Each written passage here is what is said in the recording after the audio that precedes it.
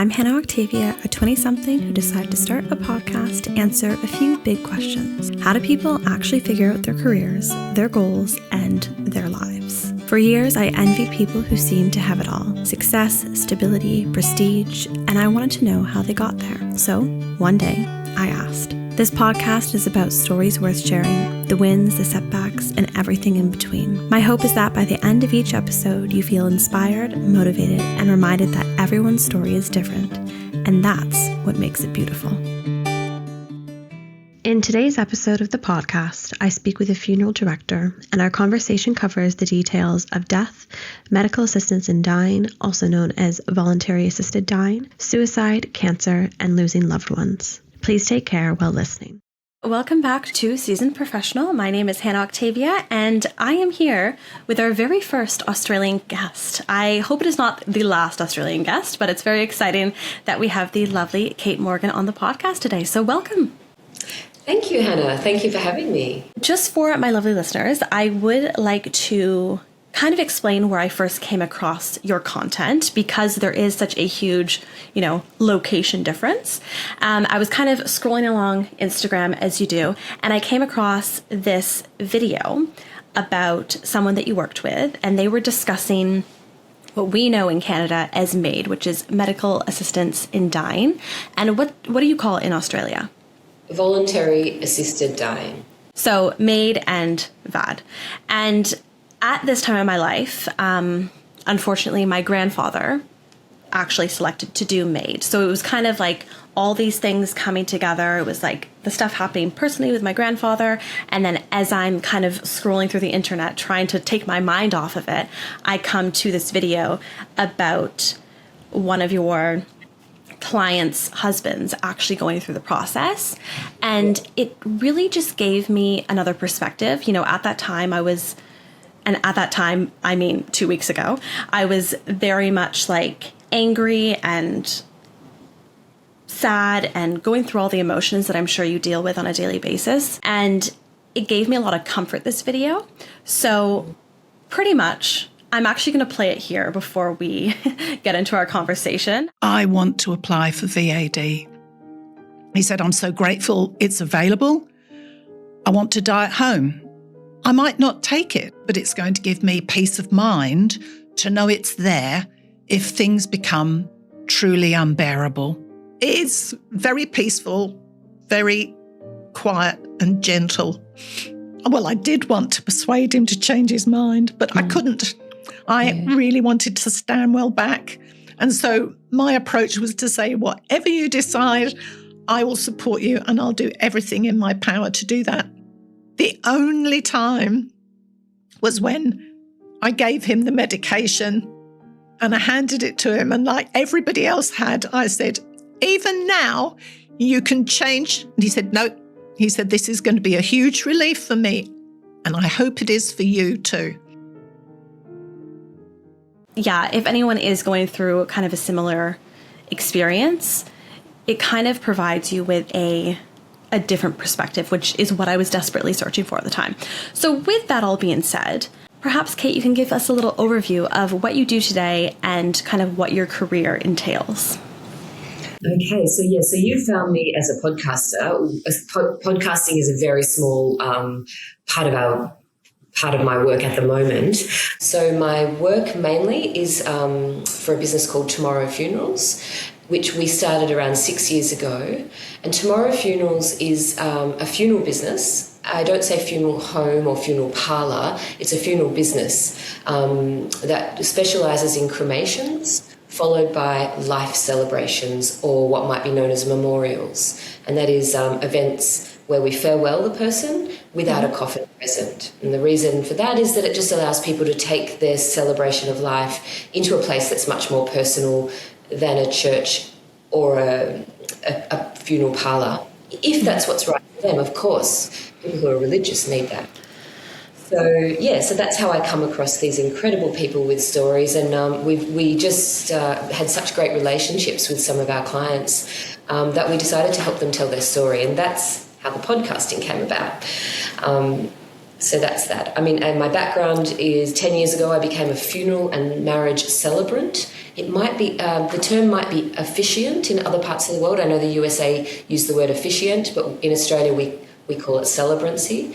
So I help families celebrate life. I also do weddings. But yeah, so essentially at the moment, my main thing and my passion, my absolute passion, is my funeral business called Tomorrow Funerals. And I guess we use the word funerals just so that it's really clear that we help people from the moment of death. We help with cremation, we help with all the paperwork, we take care of all of that, and then we help the family put on an amazing life celebration or memorial. But because the coffin isn't present, some people might see that as a funeral. We do. I mean, I guess it's an interesting term. So yeah, life celebrations, we take care of the cremation, and then we help the family take their celebration of life outside of a funeral home or church, and it might happen in an event space. Sometimes we have celebrations of life that are 10 people around having a small event, but it might be a very big event. This week we did one at a big event space here in Melbourne called the MCG, the Melbourne Cricket Ground, which is a huge sporting event, but they have event spaces and there were 400 people. Or we might be at a theatre, 2,000 people. We've done a ceremony. So it's a ceremonial approach. It's whatever's right for the person. We try and create farewells that fit with the person who died, not with an outdated idea of what you should do at a church in this way. Because a lot of Australians, probably more than 70%, are non-religious at this time. And we're very open to religion and spirituality of all types, but it's just offering something to people who don't want to be in an old-fashioned funeral parlour, if that's right for them. Absolutely. And I think, even as you were speaking about that, and I was kind of running through my mind, like the word memorial versus the word funeral, or the word, celebration of life or any sort of thing like that, I feel like you have a different perspective towards it. Like a celebration of life is a party. It's celebrating that person's existence in this world, whereas a funeral just feels very dark. I think you're providing an alternative that a lot of people are looking for, Yes. Yeah. It is it's a more of a, we call it like a modern approach to that.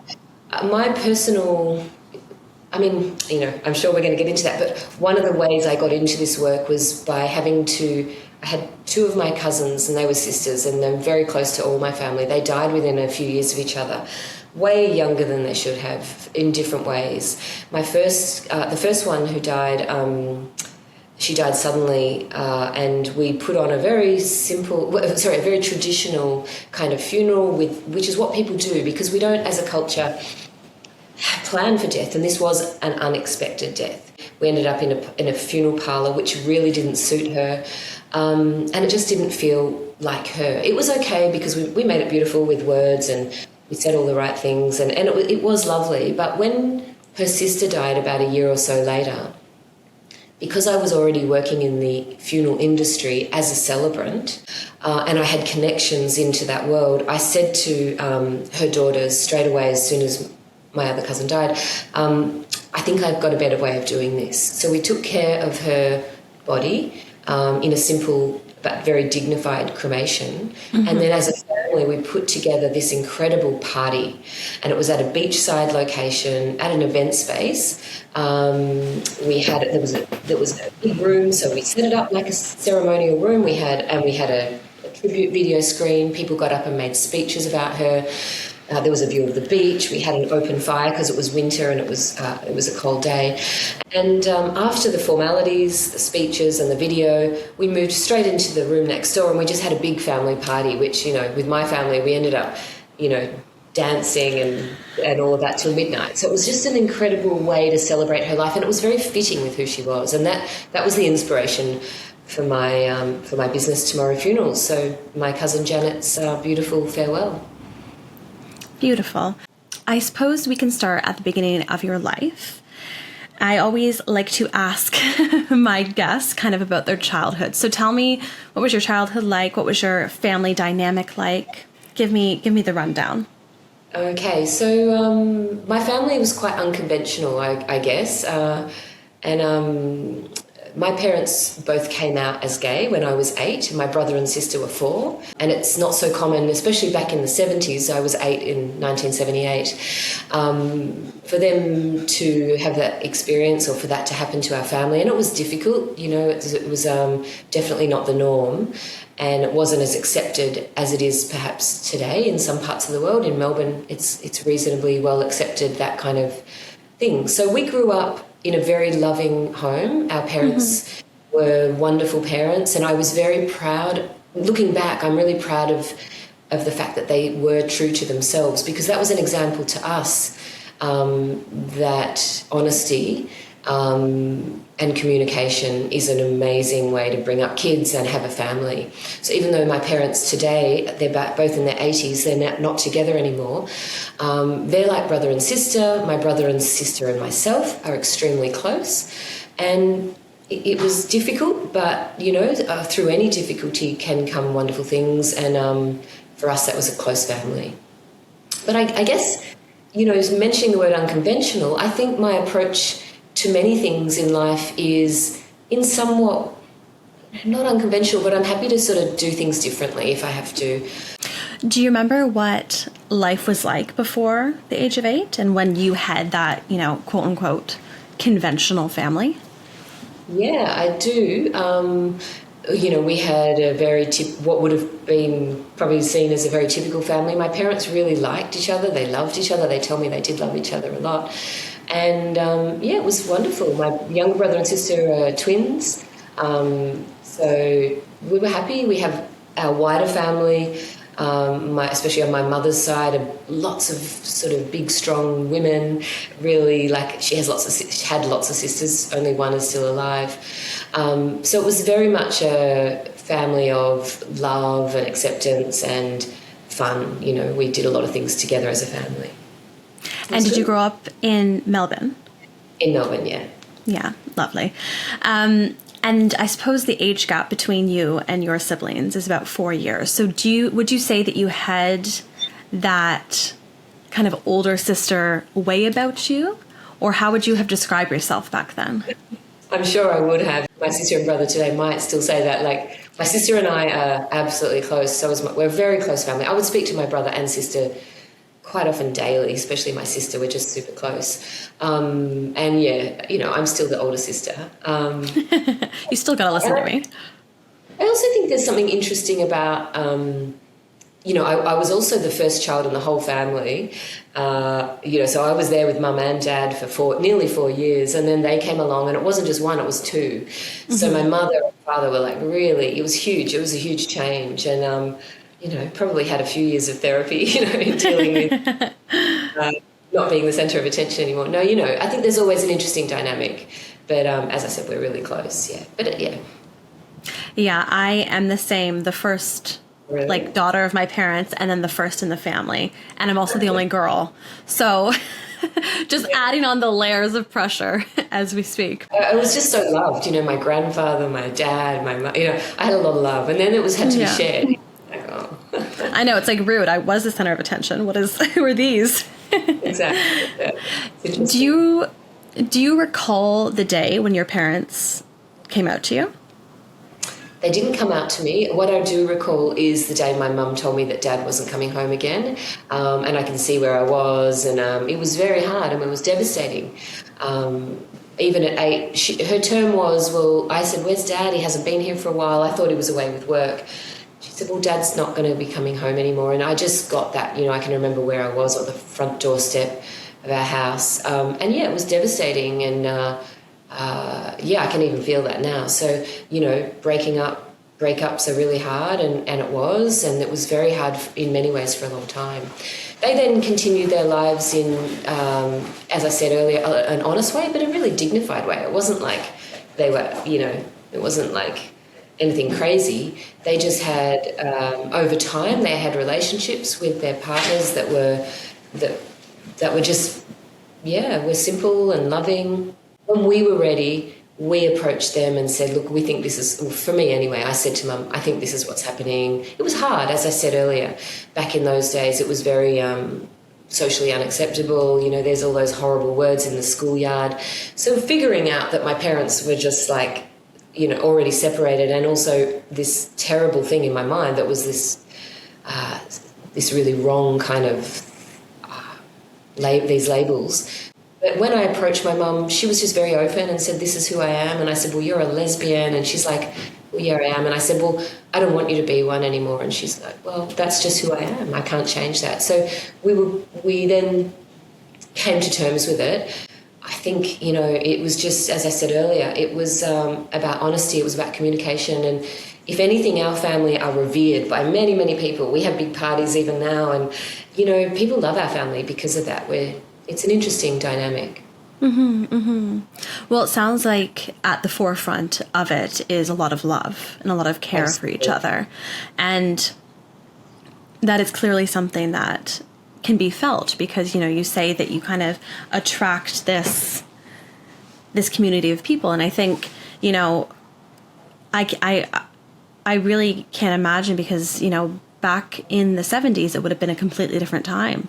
If this happened today, people wouldn't even roll their eyes at it. It's like a completely different situation. So I suppose my next question, just before we continue on into kind of your later childhood and school and, dreams of the future and all sorts of things, I just want to clarify for our listeners that when your mum shared that, your parents were splitting up and you're no longer going to be living together, it wasn't explicitly said that the reason why they were splitting up. No, they didn't sort of sit us down. I mean, I was 8, so they did explain that they weren't going to be living together anymore, and that the family was going to change in that way. I guess it felt like an ordinary breakup. I mean, what ordinary breakup at that age? It's all hard to understand anyway. It was more that they did that, they separated, and then they continued in their own, new relationships. Their new relationships, mum was with a woman and dad was with a man. And it was, but it was, to us it's normal. It felt as conventional as mum having a boyfriend.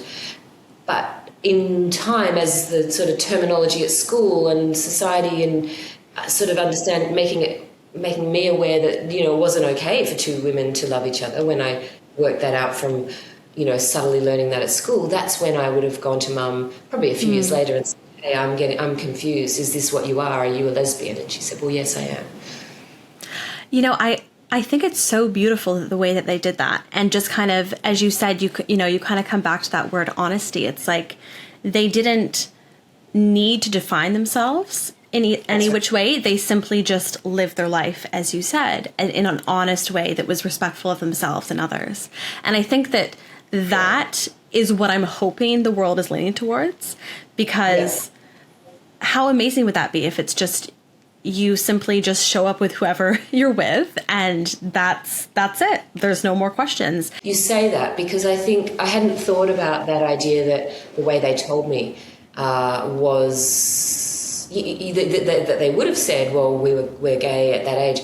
I think what it relates back to now is I deal with people who have lost someone, and I do get questions because I'm a funeral director now. That's obviously I'm directing funerals, and I'm dealing with people, say for example, who have lost a parent, or say a parent dies and there are young children. And I often, if I'm asked, I will give the advice, because people say, "Well, what should we tell our child?" I think kids will ask for information that they're ready to understand. And that's the amazing thing about kids. Kids are so resilient. Like when you were a child, think back to your childhood. What was your dream for the future in terms of your career? Yeah, I mean, even up until 10 years ago, I wouldn't have imagined that this would be my passion and my life and what I've found that I'm really good at. As a kid, I was, first of all, I wanted to be a nurse because I wanted to help people, but I'm so not okay with body stuff, so that wasn't going to work.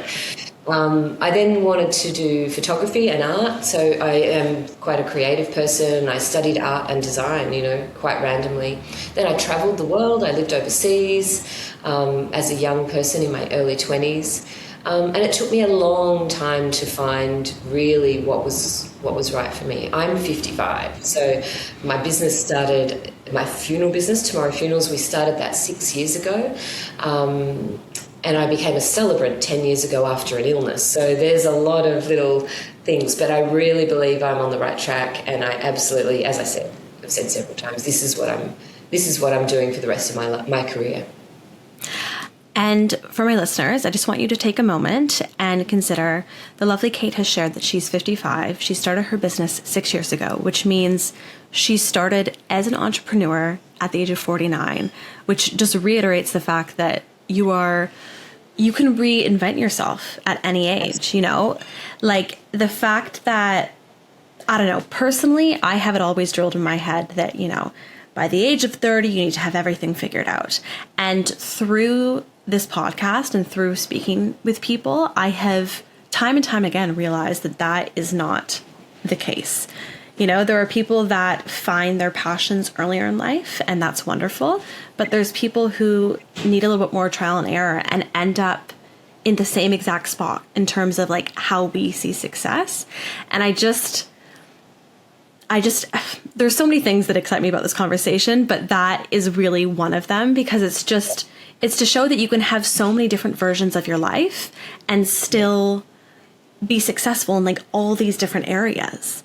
I'm a mother to, my oldest son is 29. I've got a 20-year-old. So I was a mum. I've always owned my own businesses. So I have always owned my own businesses, but they were never that successful. I worked for myself. So yeah, my business now is moving towards something much more solid, and yeah, I mean, actually working with death as well is an incredible reminder every day that that life is right now. It's that whole idea of living in the present.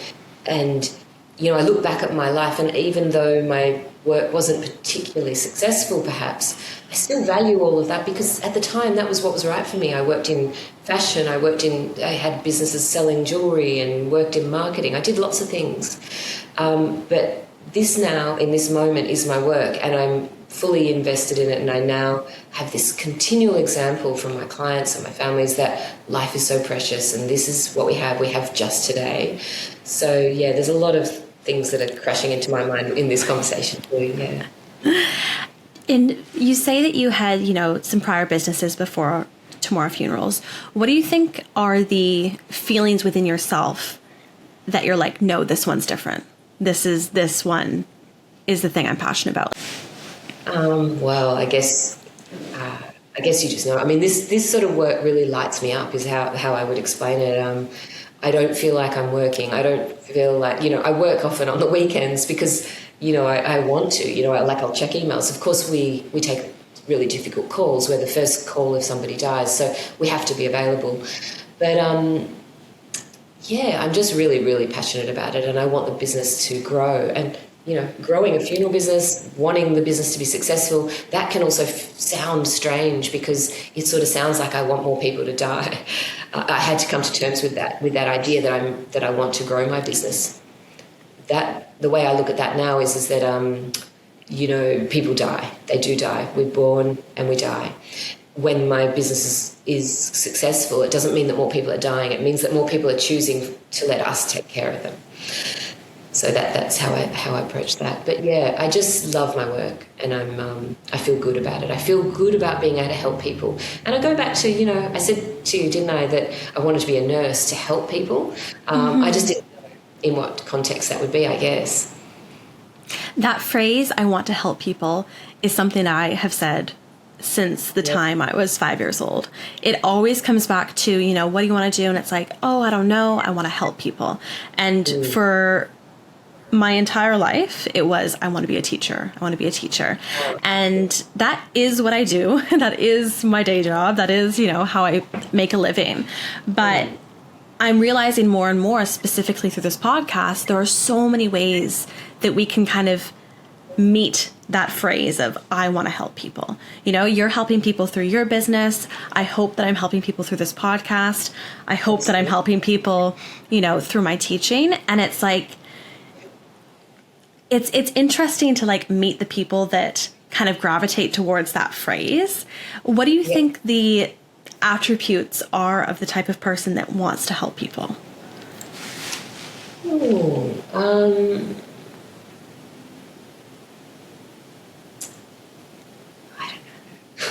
I know. I know. It's like you have to like look at yourself in the mirror and think, what are the things that make me want to look after others? Yeah, I guess I would say it's coming from a good family where you're taught that helping others is important and getting something from it. I guess we're all human beings are doing things for themselves. So when we're helping people, a part of that is, why do we do it? We do it because it makes us feel good. Its generosity is reciprocated because we get to feel better about ourselves. So I guess that's... Yeah. And of course, you deal with death on a daily basis. Do you remember how death was spoken about when you were a child? I don't have really strong memories of how death was spoken about. I do remember a funeral that I went to for a very close person in our family who was much older, and I found it confusing, you know. I remember being asked by my mum or dad, I can't remember who, to go up to the daughter of this person who died and say that I was sorry. Okay. And I did it. I went and said, I'm sorry. Yeah. But I didn't know what that meant. I thought, have I got some responsibility? I didn't feel terrible about that, but it was just, there's a very unusual language around death. If we say die, it's just too confronting. And I get it. We're all terrified of death. I don't want to die. I don't want anyone in my family to die. Of course. We love people and it's hard to let go, but yeah, language and all that is interesting. So yeah, they're some of my early experiences with funerals and death. Yeah, I remember watching a show. Did you ever watch that show 6 Feet Under? Oh, no, because that title causes me to go into a panic. So I don't think I've watched it. But tell me your experience. I'm sure a lot of your listeners may, especially people maybe a bit older, would have watched it. It was a great series. It was kind of black comedy about a family.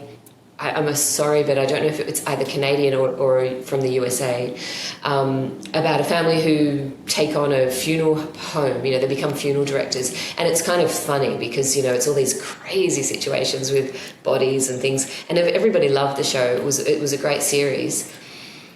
Had you told me back then, I was really fascinated with the show, but had you told me back then that would be me, that I would have a funeral business, I would have just, you know, there's nothing that could have made me believe that.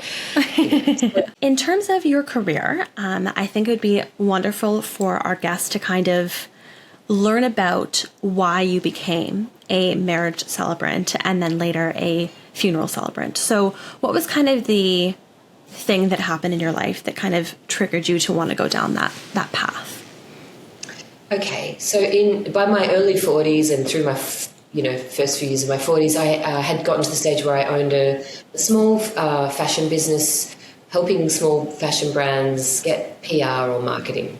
And my kids were, you know, teenagers, and I was happily married at the time, and that was all fine. And when I was 45, I was diagnosed with cancer, which was just like a bolt out of like the world, you know, like bolt out of the universe. I was in shock, and everyone who gets diagnosed with cancer, especially at that age, 45, it's a big shock, and it was quite a difficult diagnosis. I had stage 3 bowel cancer, unfortunately. So I was pretty quickly, my life changed immediately. I had to go into treatment, radiotherapy, chemotherapy. I had big surgeries. And essentially, for the better part of a year, I was very unwell, very, very unwell, probably for a year and a half. And during that time, I wasn't able to work very much. I did continue to work to a degree. I remember really looking at myself and thinking, how could this happen to me? You know, like, why wouldn't it? Now I think, you know, of course, anyone can be diagnosed with cancer. In my mind, I'd done a lot of work on myself. I felt like I was really in a happy place. So for me, that didn't make sense with this diagnosis. What I found was, when I looked at my life, what I wasn't happy was my work. So I thought, no, I'll fix that. I'll change my work. I'll do something that's really important to me. This fashion thing, it wasn't really me. I'd sort of fallen into it from being a creative kind of person. At the time, marriage equality was becoming something that was going to happen in our law here in Australia. The Marriage Act was looking at being changed, and there was a referendum here in Australia to vote on whether same-sex marriage would be allowable. Because, you know, that community was a part of my life and my family, I thought, well, that's something I'd like to be involved in. I'd love to be involved in marriage to open it up to be more equal. Mm-hmm. So I went and trained to become a celebrant, and it was just a course. It took me about 6 months to do that work, with the idea of doing that. Early in the piece, once I became a celebrant, and yes, I started doing a lot of weddings, and I'm still a marriage celebrant today, and I did same-sex marriages. I did a lot of traditional weddings. I do all types of weddings, big weddings, little weddings. I was doing a lot of that. I was asked to officiate at a funeral, and it was at a traditional funeral parlour, and so I approached I started working with this business, and I was really, really shocked and surprised at how old-fashioned the whole world of funerals was. The organisations, their methods, the venues where they had these funerals, the approach by the people who employed me. I found it really uninspiring, and it didn't sit well with my own idea of ceremony and spirituality or anything. So that happened, and then I guess I sort of started to have this open mind about, well, maybe we could do things differently. And I'm not saying that I invented this idea of a simple cremation followed by a memorial. People had done that and do that in other parts of the world, and it was kind of a new thing, here 10 years ago. And as I said earlier, once I had these 2 deaths in the family, first one and then the other, it gave me a real contrast in how we could approach the idea of putting on a funeral or a farewell or a celebration of life, whatever term you want to use. Mm-hmm, mm-hmm. Wow. A lot. I know it's a lot. Thank you for sharing all of that. The mention of you speaking about being diagnosed with cancer and kind of those thoughts that go through your mind of, why me? Why, I had all these things laid out. My life was going well. How could this happen to me? How do you think that you overcame that kind of perspective, or did you overcome it? Yeah, I think I did. So I don't know whether it goes back to my childhood again, but I have this sort of thing in me that when something really hard happens, and I've had this always, when something really difficult happens, my brain goes into, okay, how do I overcome this? What steps do I have to take to make this feel better? And I think it comes from a fear of being in pain. Being sort of scared. I was scared of dying. I was mostly scared for my family, because when you're a mum and you have family who all, love you, suddenly with a cancer diagnosis, you become the centre of this awful storm, and there's nothing you can do about it. You can't say, oh, okay, it's all right, I'll fix it. You can't. Because you don't know if you are going to die and you're going to have your children grow up without a mum. So it's a really terrifying and vulnerable place to be, and a place where you have no control.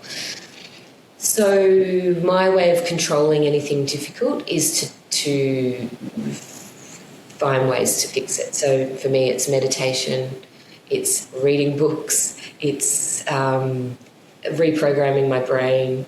It's anything that will help me cope.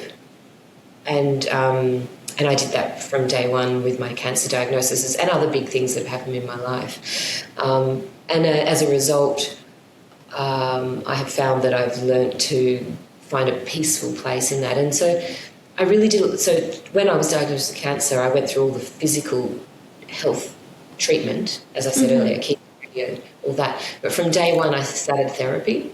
I went into deep therapy. Every week I would go to therapy. I would meditate, all of that. I would work on this. So strangely, and this is going to sound strange to a lot of people who have had cancer or have lost someone to cancer or whatever, when people talk about cancer with me, I don't have a a trigger on it. I don't. Sometimes I tell people that I've beaten cancer or whatever phrase, and I can just see their eyes well up at the idea of cancer because they still have a lot of emotion around cancer. I feel like I've dealt with all the emotion around what happened, to facing death, the physical thing that happened to me, which was really hard. I mean, you can Google photos of me. I lost a lot of weight. I was very, very, very unwell. But I really, it's almost like I've forgotten I have it. Mostly I don't think about it. Yeah. That's incredible that like you've gotten to that point of it just kind of moving through. It was interesting. I spoke to someone recently on the podcast as well who had a very traumatic event happen to them. And it's the same kind of thing. She said, I've worked through it and I'm now able to see it as something that simply happened rather than something that happened to me. And it was an interesting kind of way of rephrasing these things that happen to us because, as human beings, we have so little control over what happens. The only thing that we have control over is how we react. And, I think like, obviously the initial reaction is kind of whatever it's going to be, but it's kind of the steps afterwards, as you said, when you're in a position of difficulty in your life, it's like, okay, how can I set myself up to be able to get through this? Because that's the only option I have. Absolutely. Yeah, exactly. That's exactly how I see it. Even maybe taking it a tiny bit further in that if I ask myself, so would I have this job? Would I have this business? Would I be being able to help the people I do now had I not had that cancer diagnosis? I guess the answer is no. So I feel like sometimes something really hard happens in your life and at the time you can't make sense of it. But, 10, 11 years down the track, that's where I'm at. I might probably have to say I'm glad it happened. I learned so much about myself and I grew so much that I was able to become who I am now. And I suppose, being faced with death at such a young age, did that make you feel this like need to live life more? You made this career change to something that you were passionate about. Did you see any other areas of your life where you were like, I need to make a change? Really, the change at that time was in my work. It did make me realise that every day was precious. And, as I said earlier, I do some meditation most days. I try to live in the present, but I think as human beings, it's easy to forget that. My work now, working in funerals and being faced with death constantly, continues to be a reminder of that. And I don't know, maybe I just need that. Maybe that's what I need, to be. I'm very comfortable with. Well, I'm comfortable with being in that space, that really difficult space. It sounds hard. It sounds almost. Sometimes I think, do I sound harsh when I say that I'm comfortable in that space? I guess it comes back to being able to help people. So, yeah, I do tend to try my very hardest to live in each day, and when times are difficult, to just to bring it back to the small things, to appreciate the little things that I have on a daily basis, whether it's a nice coffee, whether it's giving my son a hug or, a little, that kind of thing. Yeah.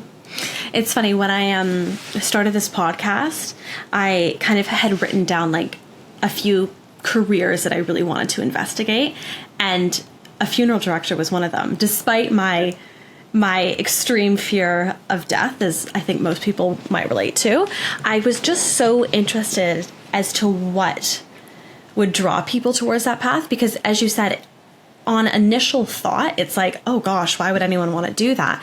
But everything that you've explained today in our conversation has just shown me that it's so much more than the death. Like, you are facilitating a family into this new stage of their life. And I think it kind of, I've spoken to a hospice nurse before where we kind of discussed a lot about death and kind of transitioning to this new stage of life, whatever you believe that is. And it kind of, first of all, alleviated the fear that I have towards it. And I think this conversation is very much doing a similar thing. I was looking at some of the things that you offer to your clients, and one of the things is kind of pre-arranged funerals. Has that been something that is more common these days? Like, are people younger and younger doing that? Like, what kind of clientele would you say is reaching out towards like a pre-planned event with you? I feel actually that we offer a little planning session, a free planning session, if you want to sort of put some of your ideas about what you'd like in the funeral together. I do think that happens with our older clients who are a little bit more accepting of the stage that they're at, and not everyone gets to that, but the ones who do, definitely you would want to be someone who's a bit has some acceptance around their death. It might be someone who's terminally ill and has been for a while and has managed to come to terms with that in some way. I do think as a culture, to be honest, in Australia, and it might be similar where you are, we're pretty adverse to thinking about death. Everything's about the wellness industry and about living life and living longer and looking younger and all of that. So I don't think we're particularly comfortable talking about death in general, and I hope to sort of find ways to change that, even just by this conversation. It's the complete unknown, but it's also the only thing that we can be sure of when we're born. We're born, we die. That's the way it is. And so other cultures have more reality around death. And maybe historically we had more reality. People were born at home, they died at home. It's all very hospitalised now and kept out of the way. And people don't die young as often as they did. So often it's just older people who die. Of course, there are many people who die at all different times in their life, but it's less likely because we cure more illnesses. So we have less concept of death. It's one of those things, it's almost, being a teacher, it's almost something that you want to, in a age appropriate way, kind of insert into the narrative. We, rather than having this like built up fear, that's another thing that I've realized of this podcast. It's like the less we talk about things, the bigger the fear or the anxiety or the assumptions get around it. And it's like, if we can find a way to kind of have these conversations earlier in our life, then I think it just alleviates all that like stress around it. And, it's a conversation that I'm pleased to be having and to kind of learn more about. And I suppose like in terms of your like day-to-day work, how would you say your typical day looks like? I suspect it's not very typical, but you can tell me. Yeah, so we're still a small business, so day-to-day work is answering calls to people who may have lost someone, people who are inquiring about funerals, and that could be anything from a simple conversation to some really hard conversations. Someone's lost someone to suicide, drug overdose, or, someone who's planning a funeral for their grandmother. So there's a lot of education, because people call and they don't know the first thing. What do we do? How will you collect our person? What will happen then? So there's a lot of very honest conversations about our service. I officiate many ceremonies, so I'm regularly at ceremonies, big and small. As I said, we might do a ceremony where there are 2,000 people at like a theatre space, for example, one we did recently here in Melbourne, a place called the Palais down by the beach, not far from where I live. Or it might be an event that's at somebody's home. We did a funeral for a Holocaust survivor at their family's home, and they just wanted a very small group because they had her 100th birthday the year before. Huge event, and so they felt that her life had been celebrated then while she was alive. This became a very intimate event for her grandchildren and her children. It was so amazing to be a part of that. So it's helping people creatively come up with those ideas, helping them put that together, working on the business, helping the business to grow. We're doing work in other states now, not just Melbourne. So yeah, that's my daily thing. I also work on a few other small businesses. I have an elopement business for small weddings. Amazing. other girlfriends who are celebrants. We actually do weddings in the USA. Strange. It came out of COVID. It's called I Do Drive-Through. Oh, my goodness. I know. So we do these little 5-minute elopements. My work week is very busy, and sometimes it's 7 days. So, yeah, but I love my work, as I think I've told you. Well, it sounds like you've kind of targeted all different areas of life. It's like the beginning of relationships, the celebration of love, and that's like the end of life and, you know, the celebration of someone there.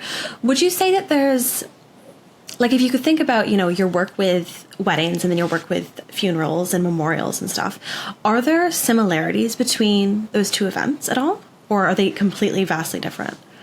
Well, I think there are similarities. It's being able to, my work is being able to communicate to a group the feelings that the family have about the event. So whether that's a wedding or a funeral, it's about finding out what's important to that family or that couple and helping them to present their story, their life story, their love story in a way that feels right. And that's essentially what I do, yeah. Mm-hmm, mm-hmm. And have you, in terms of your, you know, work specifically with Tomorrow Funerals, has there been a particularly hard day or a particularly hard thing that you've had to overcome? And how did you do that?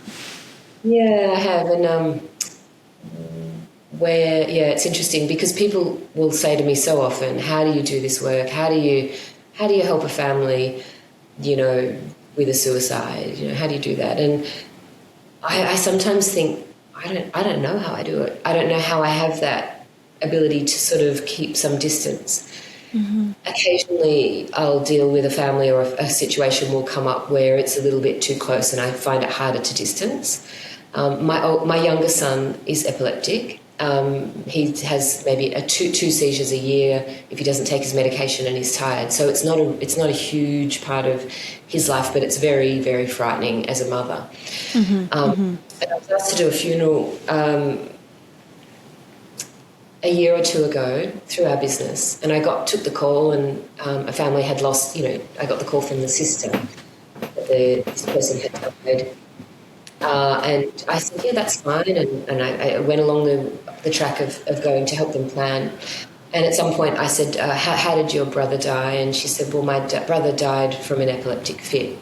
And he died because he hit his head falling down. Oh. And I just straight away said, okay, well, I'm so sorry to hear that. And we can definitely help you. And we have the most amazing celebrants who can help you. Because I'm thinking, there's no way I can do that. I can't do that. But then they said to me, but Kate, we found your business because we saw you online and we want you to do the ceremony. And I just said, of course I'll do the ceremony. So I had to do the ceremony. And I was full of love and, you know, sadness for that family. And that was the hardest thing I've ever had to do in terms of my work because it was close to home. You know, this man, it was an older man and my son's 20. You know, it was terrifying, to be really honest. Just because I work in death doesn't mean I'm not frightened of things like that. Of course I am. And that was really hard, yeah. Mm-hmm, mm-hmm. Is it often that you know how people have died? Is that something that you kind of have to face time and again? Yeah, because we're working not just on the funeral. We also take care of every stage. So we will have our team pick up the person, transfer them into our care from the hospital or from the coroner's court, wherever they are being held. And then we do all the paperwork, the death certificate. So, yeah, we usually know how they die. Yeah. Mm-hmm, mm-hmm. Gosh, that is...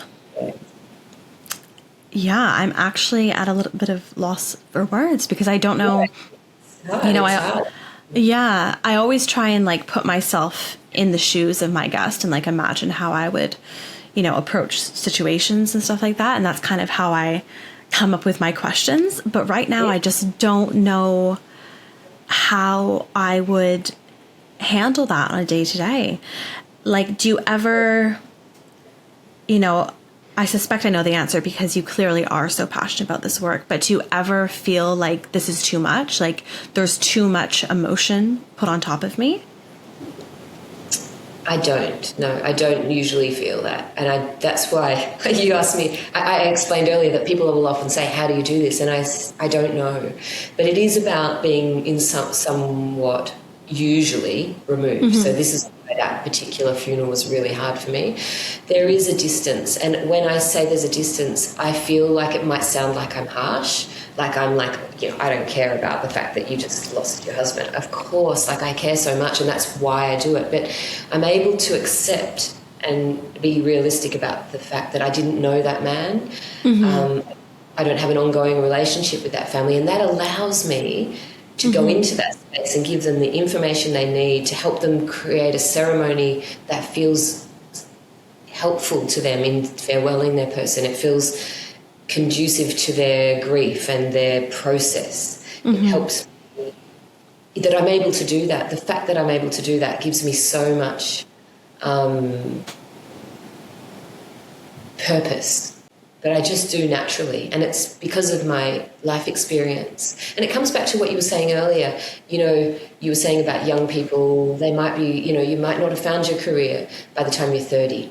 Maybe you just can't possibly do the job that you were born to do until you're 55, because you can't do this job when you're 30 because you still have young children. I couldn't have done this job when I was 30. I had little kids and I had so much to learn. So it's so interesting. And I think as women as well, like as a woman, somebody said this to me recently, an older woman I know in the industry, and she said, Kate, this is the perfect job for you at your age, because as older women in society, we become we become someone that people lean on because we have life experience. We're not young and just, men, even like other men, younger men, they can lean on us and it's not, we're not anymore in that dynamic of being young and, having any chemistry. It's like we're older women. We got you. We can take care of you.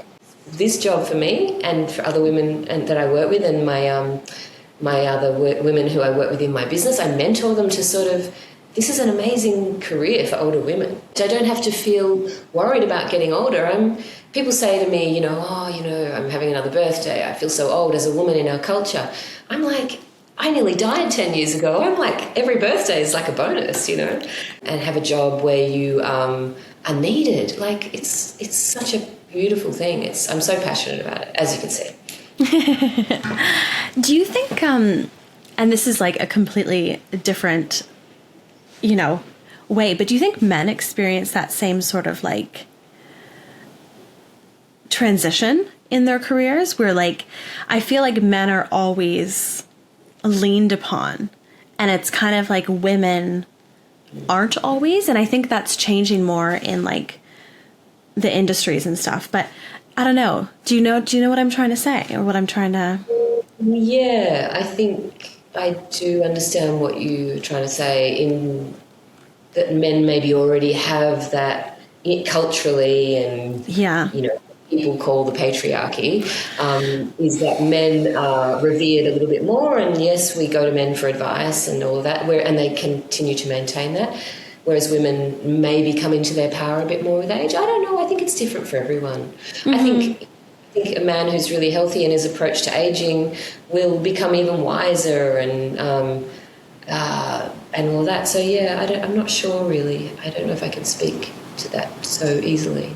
And in terms of, the future of Tomorrow Funerals, what are some of the things that like you hope to accomplish and hope to expand your business if that's what you decide to do?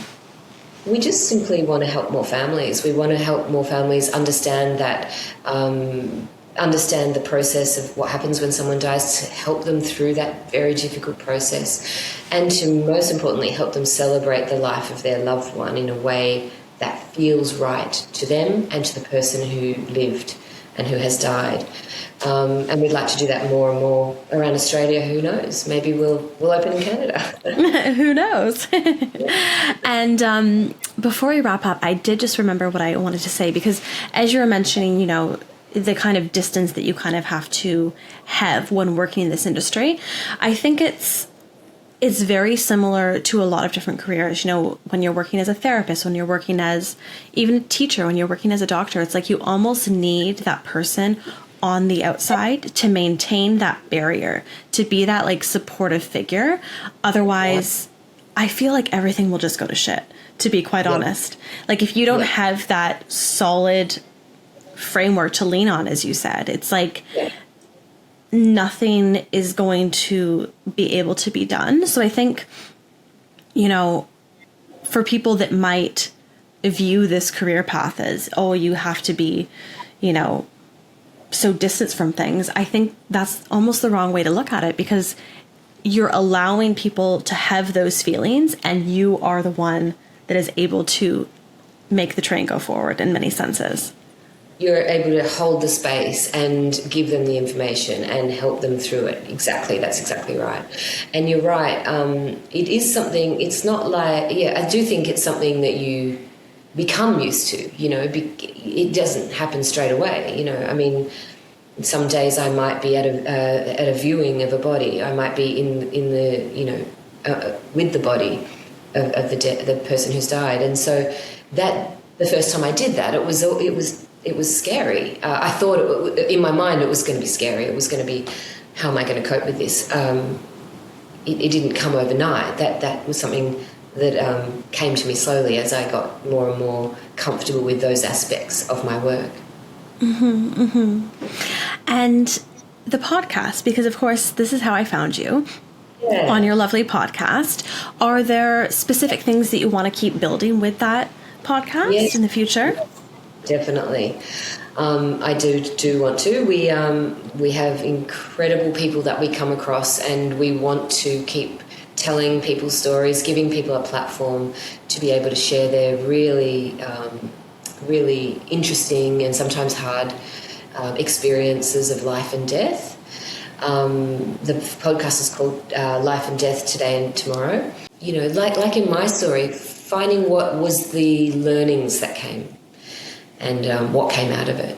We want to have more conversations, and we've got some really interesting ones lined up. At the moment, we've got stories about suicide and the taboo that surrounds suicide, the difficulty that people have in talking about it. And we talked to an amazing woman who's a friend of mine who lost her daughter to suicide, and she has an incredible way of talking about it. We've done one on voluntary assisted dying, as you saw. We've only had 4. Then the other 2 are about sudden death, losing a young woman who lost her husband whilst she was pregnant, and then having her child on her own. Just really inspiring stories. Oh, wow. And have you found that people are often open to talking about these things? Yeah, surprisingly they are. And people do like to tell their stories. And I think if they know as well that it's going to help others, that's the angle that we come at it from. Mm-hmm, mm-hmm. Well, we'll definitely link all those down below. So if you'd like to check them out, you can absolutely do that. And it's funny because, you know, me being all the way over in Canada, I had like a very similar idea when starting the podcast. You know, I'm sure that you found this with yourself with opening businesses. You kind of like have an idea of what it's going to be like, and then all of a sudden it's swinging in the exact opposite direction, and you know, everything that you never thought would happen is what's happening. And I always wanted to speak to people that, you know, initially it was all about people who were kind of like much, much older than me. So, you know, in their 80s, and to really hear about their life stories. And, you know, I even pitched a little thing. It was probably very insensitive of me, but I pitched a thing to a retirement home being like, I'd love the opportunity to talk to these people and like have a platform where they can tell their whole story, because I think that's another thing that I'm realizing, and I'm sure you've realized in your work too. It's, you know, when people do get to an older age, I think people stop listening to them, and they're not able to have a space where they can just talk freely. And that's, you know, I've heard time and time again of people that come on my podcast, specifically people who are kind of in their older years, and they say, you know, this feels like therapy to me because they're just given this opportunity to just speak about themselves for 2 hours. So I proposed that idea, never heard back, but I was just like so interested. I just got so interested in people's lives, and I'm very excited for your podcast to continue on, because that is just incredible, I think, truly. Yeah. Thank you. Thank you. I really appreciate you saying that. And I absolutely love it. And yeah, keep an eye out because we've got some very interesting stories coming up. So thank you for finding me. And, Of course. Right, and that's the thing, like you were saying, you can never know what the future is going to be, and the best thing we can try and do is just live each day and just enjoy that moment, because this is your career, this is your work is right now, today. What is it today? And yeah, it's lovely, but incredible things can blossom. Mm-hmm. How do you not like get ahead of yourself? And I suppose I'm like asking this like personally. How can I like practice not getting ahead of myself and not, running down the street in terms of my ideas without like focusing on the now? Well, I guess that comes to more of a spiritual philosophy, and I follow certain people. I'm really big on a guy called Eckhart Tolle, who's has an incredible book called The Power of Now, and lots of various things like that. It's about, learning to live a little bit more in the present. And believe me, I'm no expert, but I just, I will do a lot of meditation, as I said earlier. I think just simple practices like thinking, well, what's great about my day today? What's 3 things? Like if you wake up in the morning, what's 3 things that are great about today? And it might be, I've got a really comfortable bed and it's really cozy. I have a beautiful coffee and I've got amazing family around me. You look at the smaller things, so you try and bring it back to smaller things. And that doesn't mean that you take away from planning and working towards bigger things in your work.